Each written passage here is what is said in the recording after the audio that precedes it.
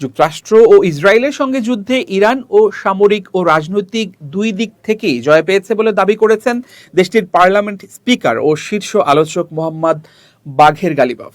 কাতার ভিত্তিক সংবাদ মাধ্যম আল জাজিরা এই খবর জানিয়েছে। 7 দিনের যুক্তরাষ্ট্র ইরান সমঝোতা স্মারকের মেয়াদ শেষ হওয়ার দিনে গালিবাফ এ মন্তব্য করেন। তার দাবি, যুদ্ধের ফল ইরানের জন্য সামরিক ও রাজনৈতিক দুই দিক থেকেই সাফল্য বয়ে এনেছে। এদিকে ইরানের বিরুদ্ধে যুদ্ধে যুক্তরাষ্ট্র প্রত্যাশিত সাফল্য না পাওয়ায় প্রেসিডেন্ট ডোনাল্ড ট্রাম্প এখন দায়ী করার মতো কাউকে খুঁজছেন বলে মন্তব্য করেছেন দক্ষিণ কোরিয়ার পুসান ন্যাশনাল ইউনিভার্সিটির আন্তর্জাতিক সম্পর্কের অধ্যাপক রবার্ট কেলি। আল জাজিরাকে কেলি বলেন, দক্ষিণ কোরিয়ার সঙ্গে পরিকল্পিত সামরিক মহড়া কমিয়ে আনার ট্রাম্পের সিদ্ধান্তের সঙ্গে ইরান যুদ্ধে তার ব্যর্থতার সম্পর্ক রয়েছে। তার মতে, ট্রাম্প শুরুতে ইরানের বিরুদ্ধে যুদ্ধ দ্রুত শেষ হবে বলে আশা করেছিলেন, কিন্তু পরিস্থিতি তার প্রত্যাশার বিপরীতে দীর্ঘ ও জটিল হয়ে উঠেছে।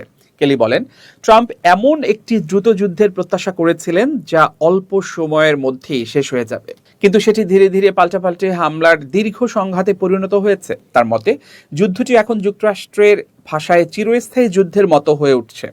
আর এই পরিস্থিতিতে ট্রাম্প নিজেই আটকে পড়েছেন এবং এর জন্য কাউকে দায়ী করার চেষ্টা করছেন। কেলির মতে, এক্ষেত্রে যুক্তরাষ্ট্রের মিত্ররা ট্রাম্পের জন্য সুবিধাজনক লক্ষ্য হয়ে উঠতে পারে। অতীতেও তিনি ন্যাটোর বিরুদ্ধে একই ধরনের অভিযোগ তুলেছেন। দক্ষিণ কোরিয়ার ক্ষেত্রেও ট্রাম্পের সমালোচনার যৌক্তিকতা নিয়ে প্রশ্ন তুলেছেন কেলি। তার মতে, দক্ষিণ কোরিয়া ইরান যুদ্ধে সরাসরি অংশ নেয়নি এবং যুদ্ধের বিষয়ে তাদের সঙ্গে যথেষ্ট পরামর্শও করা হয়নি। কেলির ধারণা, ইরান যুদ্ধে তৈরি হওয়া সমস্যাকে আড়াল করতেই ট্রাম্প দক্ষিণ কোরিয়ার সঙ্গে সামরিক মহড়া কমানোর মতো সিদ্ধান্ত নিচ্ছেন। তিনি বলেন, উপসাগরীয় অঞ্চলে তৈরি হওয়া এই পরিস্থিতি থেকে কিভাবে বেরিয়ে আসবেন ট্রাম্প নিজেও সম্ভবত তা বুঝতে পারছেন না।